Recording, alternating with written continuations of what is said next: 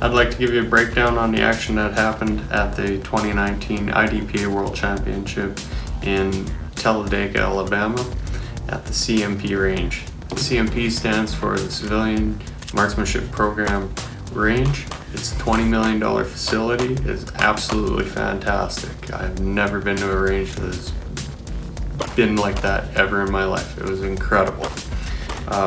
Conditions, perfect. The days that I shot, weather was outstanding. Couldn't ask for any better weather. There are 411 competitors from 29 different countries. I was in squad 37. There was 6 Slovenian competitors, 2 Turkish competitors, a bunch of shooters from the USA that were squatted with me, shooters from Colorado, Iowa, and Michigan. There were 14 stages and 2 warm-up stages for a total of the 16. I shot 10 to the best of my ability. Unfortunately, I dropped 6 of those stages. It wasn't because of equipment failure. My equipment ran flawlessly. The reason why I dropped those stages was mental errors and some faulty stage planning on my part. Some good that came out of it. I only took 2 procedurals, which cost me 6 seconds in penalties, which is outstanding. Also, I did not hit anything that did not need a hole in it. So the no-shoot targets didn't put a mark on them. So accuracy-wise, I was actually doing pretty good. My theory for the first day was a run and gun approach where I would go as fast as I could and drop as many shots on target that I could. It put me in a bad way. I think I was 172 the first day overall. After I went and spoke to my shooting mentor, he told me, shoot to your strengths, stay smooth, and watch your front sight. So I came into it with a different plan of attack in the second day.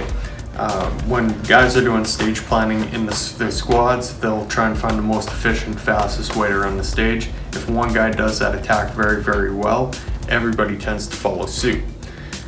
When I came in on the second day, I played to my strengths, which is put fast shots on target as accurate as I can, but kind of close the distance. So instead of taking long shots where I could be less accurate, I ran into the targets as fast as I could.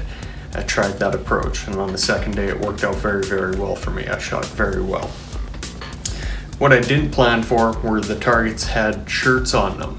So you couldn't see the down 0 section of the target. Everything had a shirt on it. It worked out to better than 70% of the stages had shirts on. So had I would have known that ahead of time, I would have planned when I was at home shooting to put shirts on targets. Another thing I wasn't planning for was 2 stages had body armor on it, down 0. So if you hit that, you'd have to take supplemental shots elsewhere. There was another Canadian that was shooting. I did not meet him. He was on another squad. He was shooting the same days that I was shooting. I finished 12 spots better than him right now. So there's another group that's shooting the next 2 days. As you can see behind me, it was horrible this morning. It was raining buckets. It was not good. So if you put cardboard outside, it tends to melt. And those guys, they're shooting in some very poor conditions. As far as the match goes, it was fantastic. It was very, very well run. The safety officers were on point. They were doing their jobs great. I got to meet the IDPA section coordinator for Canada. He lives in Pennsylvania, go figure. And then I got to shake the hand of the match director, Rick Lund. Some big takeaways from this match, but it was definitely an experience of a lifetime. Hey, thanks a lot. See you back home.